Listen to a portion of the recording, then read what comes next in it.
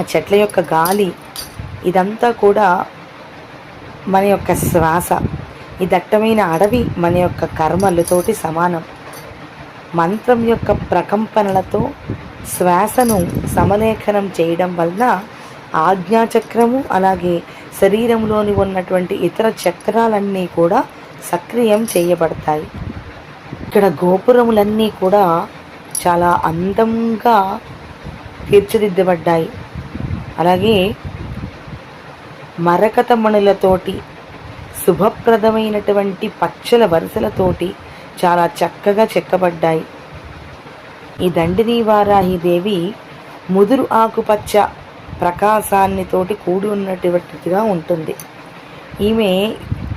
ఈమెకు అలంకరించబడిన, ఈమె వేసుకున్నటువంటి దివ్యమైన హారములు, దివ్యమైన ఆభరణముల నుండి కూడా ఎంతో విశేషమైనటువంటి కాంతి వెలువడుతుంది.